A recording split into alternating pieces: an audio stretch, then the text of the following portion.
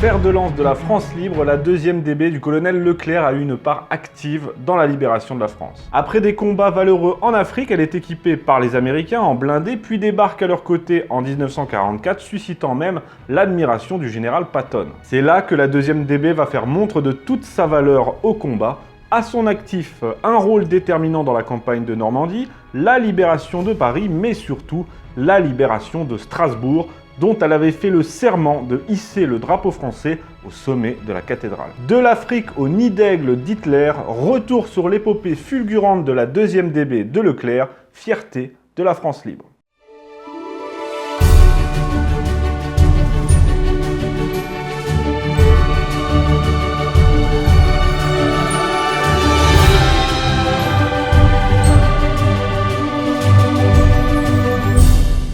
L'histoire de la 2e DB commence avant même sa création officielle sous ce nom. Déjà après le fameux appel du 18 juin, des soldats rejoignent le général de Gaulle en Angleterre. Mais ce qu'on peut dire, c'est qu'ils sont peu nombreux. De Gaulle a donc besoin d'une base territoriale plus solide pour mener à bien son projet, qui est de poursuivre le combat contre l'Allemagne et bien sûr à terme la libération de la France. Il va donc confier au commandant Leclerc, bientôt colonel, la mission de se rendre en Afrique pour tenter de rallier les colonies à la France libre, et rapidement, grâce à son intelligence et à sa détermination, Leclerc obtient le ralliement du Cameroun et du Gabon, puis celui du Tchad et du Congo. Voilà Leclerc propulsé commandant des forces militaires du Tchad, la fameuse colonne L, la colonne Leclerc qui se voit attribuer une mission, l'attaque de la Libye mussolinienne et particulièrement l'oasis de Koufra. Autant le dire tout de suite, c'est une mission extrêmement périlleuse. Koufra est perdu au beau milieu du désert et il faut à Leclerc et à ses hommes parcourir plus de 1000 km dans ce désert aride sur des pistes quasiment impraticables avec des véhicules au bout du rouleau et pour couronner le tout, comme si c'était pas assez, sans carte précise. Leclerc ne s'y trompe pas quand il annonce à ses hommes « Cette entreprise est une folie, aucun de nous n'en reviendra ». Et pourtant, ils vont le faire. Après 3 mois de traversée difficile, la colonne Leclerc est à Koufra. Ils sont 350 sous-équipés et pourtant, ils remportent la victoire ce 1er mars 1941. Une petite victoire certes, mais ô combien symbolique. C'est à Koufra que Leclerc fait prononcer à ses hommes le fameux serment de Koufra. Je cite « Jurez de ne déposer les armes que lorsque nos couleurs, nos belles couleurs, flotteront sur la cathédrale de Strasbourg. » Désormais, ils n'auront plus qu'une idée en tête, cette idée, l'épopée, commence ici. Après cette première victoire, les oasis fortifiées italiennes tombent les unes après les autres. Leclerc fait sa jonction avec la 8e armée britannique commandée par Montgomery. Celle qu'on appelle maintenant la Force Leclerc compte alors plus de 4000 hommes, 800 véhicules et 18 avions. Après la reddition de l'Africa Corps en 1943, la Force L devient, à la demande du général de Gaulle, une division blindée. Et pour ce faire, pas d'autre choix, il faut s'équiper en matériel américain. Les Liberty Ships débarquent donc tout le matériel nécessaire. À ce nouveau matériel, aux 4000 hommes de Leclerc s'ajoutent alors 10 000 combattants des unités de l'armistice en Afrique du Nord, dont quelques 3600 soldats nord-africains, plus quelques milliers de jeunes engagés français passés par l'Espagne et même de républicains espagnols. Maintenant, direction le Royaume-Uni pour y recevoir une formation. Mais avant cela, les Américains ont insisté sur un point, il faut que l'unité soit blanchie. Blanchie, c'est-à-dire qu'on lui retire tous ces soldats noirs. Les États-Unis sont alors en pleine période de ségrégation raciale et ne veulent pas que des Noirs fassent partie d'unités blindées. Alors on transfère les soldats noirs dans l'armée du général de Lattre de Tassigny qui va débarquer en Provence. C'est pourquoi lors de la libération de Paris par exemple, la 2e DB ne comptera dans ses rangs qu'un seul soldat noir. Après la formation suivie en Angleterre, fin juillet, la 1re DB est enfin prête. Elle débarque le 1er août 1944 à Saint-Martin-de-Varéville, c'est dans le secteur d'Utah Beach. Elle est rattachée à la 3e armée américaine du général Patton et plus précisément au 15e corps du général Islip. Elle fait son baptême du feu dès le 6 août et elle a pour habitude durant cette campagne toujours de se porter en avant de l'armée américaine. Avec panache et détermination, la 2e DB constitue alors le fer de lance de l'avancée américaine en Normandie. Elle participe à l'opération Cobra visant à refermer la poche de Falaise. Leclerc lance alors sa division vers Le Mans, puis Alençon, qu'il parvient à libérer avec une rapidité éclair à la surprise générale des Allemands qui sont totalement stupéfaits. Cela lui vaudra l'admiration du général Patton qui apprécie grandement Leclerc, cet esprit Leclerc, celui de l'offensive à outrance qui utilise alors tout le potentiel des divisions blindées. Une fois Alençon libéré, la 2e DB se lance sur Argentan aux côtés des Américains, mais la résistance allemande est farouche. Le combat s'annonce long. C'est à ce moment qu'un autre événement se produit. Le 19 août, la résistance parisienne lance une insurrection contre l'occupant allemand sous les ordres du colonel Roll Tanguy. Les résistants prennent donc les points stratégiques, l'hôtel de ville, les mairies d'arrondissement, la préfecture de police, mais la riposte allemande est sanglante. Dans les rues de la capitale, les combats sont durs et Hitler ordonne même à von Choltitz, j'ai toujours du mal avec les noms allemands, le gouverneur allemand de Paris occupé,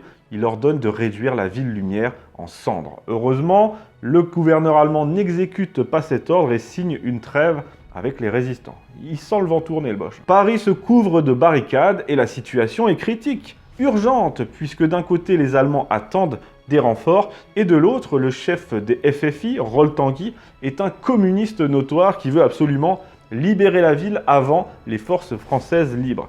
Évidemment, pour De Gaulle comme pour Leclerc, il n'en est pas question, il faut foncer sur Paris et vite. Sauf que la capitale française est loin d'être la priorité d'Eisenhower qui veut foncer sur l'Allemagne sans s'encombrer avec cette grosse ville de 2 millions d'habitants. Il faudra tout l'insistance du général de Gaulle qui a été jusqu'à menacer de retirer la 2e DB du commandement allié pour le faire changer d'avis Eisenhower et permettre aux Français d'aller libérer leur capitale. C'est tout un symbole. De son côté, le colonel Leclerc n'a pas attendu de recevoir l'ordre des Américains. Dès le 21 août, il désobéit à son supérieur hiérarchique, le général Bradley, et envoie une compagnie d'infanterie en reconnaissance vers la capitale. De Gaulle approuve cette décision, cette insubordination, et une fois le feu vert obtenu, il faut foncer. La division Leclerc, avec ses 16 000 hommes, 4 200 véhicules et 200 chars, plus 600 canons, doit parcourir 210 km en un jour. Après avoir été ralenti par la résistance allemande dans la banlieue sud de Paris, le régiment du capitaine Drone pénètre enfin dans la capitale et le 24 août à 22 h, il est à l'hôtel de ville. Le reste de la 2e DB pénètre dans Paris le lendemain au petit matin et avec l'aide des résistants, elle affronte les Allemands à l'école militaire, au palais du Luxembourg, place de la République. Dès 13 h, après ces violents combats, le général von Choltitz remet l'acte de capitulation au général Leclerc en personne. Paris est enfin libéré. Mais les combats ne s'arrêtent pas pour autant après cet armistice, cette capitulation, pardon. Le lendemain, le Bourget, par exemple, est bombardé et il faudra à la 2e DB poursuivre la lutte rue par rue pour reprendre le mont Valérien. Lorsque De Gaulle défile triomphalement sur les Champs-Élysées jusqu'à la cathédrale Notre-Dame, des coups de feu se font entendre. Malgré tout, fidèle à lui-même, le général se montre impassible et prononce sa célèbre phrase « Paris outragé, Paris brisé, Paris martyrisé, mais Paris libéré ». Et le symbole est de taille, ce sont les Français qui ont libéré leur capitale. Paris est libéré, certes, mais la guerre n'est pas finie et la 2e DB n'a toujours pas accompli son serment, celui de voir le drapeau français flotter en haut de la cathédrale de Strasbourg. Ainsi, au début de l'hiver, les troupes françaises arrivent en Alsace. Ils libèrent plusieurs villes et puis, grâce à une manœuvre incroyable de Leclerc à travers les Vosges, ils attaquent Strasbourg, à la surprise générale des Américains comme des Allemands. Le 23 novembre 1944, les spahis grimpent jusqu'au sommet de la flèche de la cathédrale et y installent le drapeau tricolore. Strasbourg est libéré, le serment de Kufra est accompli. Et pour cet acte aussi audacieux que décisif, les États-Unis décoreront la division Leclerc de la prestigieuse Presidential Unit Citation. Maintenant que la France est libérée, c'est l'invasion de l'Allemagne qui commence, et pour De Gaulle comme pour Leclerc, il n'est pas question que les Français en soient exclus. Il faut que la France mérite pleinement sa place aux côtés des vainqueurs. L'autorisation est donnée, la 2e DB se retrouve rattachée au 21e corps américain. Elle se transporte à la frontière à la vitesse de l'éclair et le colonel Leclerc s'adresse solennellement à ses hommes. Vous foulez aujourd'hui le sol de l'ennemi, récompense tant attendue après des années et des mois de lutte. En dehors des combats, vous éviterez de tomber dans 2 excès, D'une part, la brutalité inutile et le pillage. D'autre part, les relations avec la population auxquelles se prêterait toujours la platitude germanique. Il s'agit une fois de plus de faire honneur à votre uniforme. Magnifique discours qui marque pour moi le contraste qui a toujours existé entre le comportement de l'armée française et le comportement plus discutable, disons ça comme ça, des Allemands et même des Anglo-Saxons. Je ferme cette parenthèse. Leclerc participe donc à la percée alliée en territoire allemand et pour finir en beauté, la deuxième DB est la première à atteindre Berchtesgaden. Nous sommes le 4 mai 1945 et le drapeau français flotte au-dessus du nid d'aigle d'Hitler. Les Américains arriveront le 10 et prétendront être arrivés les premiers. Ouais, il y a débat à ce sujet, mais il semblerait que les Français soient arrivés dès le 4 et qu'ils aient même pris de nombreuses photos, réalisé des plans avant même l'arrivée des parachutistes américains. C'est peu après cet ultime exploit que le colonel Leclerc découvre l'horreur, l'épouvante des camps de concentration. Sa division va ainsi aider à s'occuper des réfugiés du camp de Dachau. C'est aussi juste après cette horrible découverte que l'image de Leclerc s'assombrit. Les Américains remettent à sa division 12 Waffen-SS français. Leclerc s'adresse à eux, il y a d'ailleurs une photo qui existe que je vous montre tout de suite.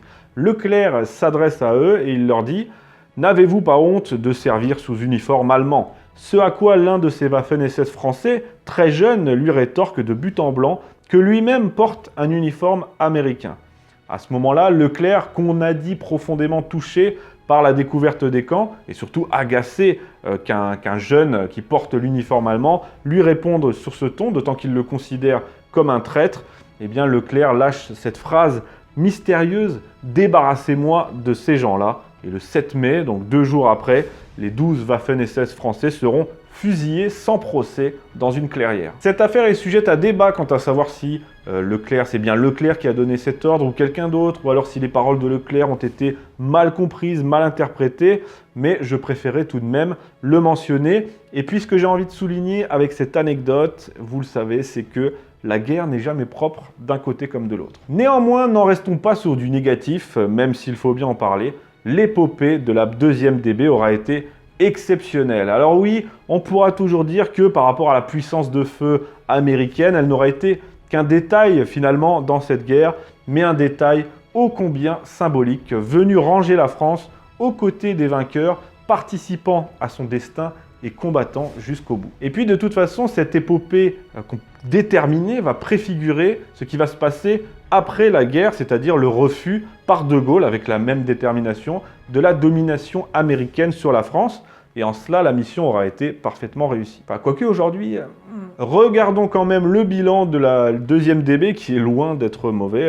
Sur ces 16 000 hommes, elle aura eu à déplorer 1687 tués et 5000 blessés, auxquels s'ajoutent 58 chars perdus. Mais pour ce qui est de ses résultats face à l'ennemi, là c'est encore plus intéressant, elle aura tué quelques 12 000 soldats allemands, fait 6 000 prisonniers et détruit 118 chars moyens et lourds. Franchement, c'est du propre. Ainsi, grâce à son chef charismatique, à son sens de l'initiative, la deuxième DB a fait des prodiges, libéré Paris et Strasbourg, et disons-le, relevé les couleurs de la France et lavé son honneur déchu. Et pour moi, c'est déjà beaucoup. Je termine donc avec cette citation du général de Gaulle. L'épopée de Leclerc, c'est pour toujours une des plus belles pages de notre histoire. Merci et à bientôt.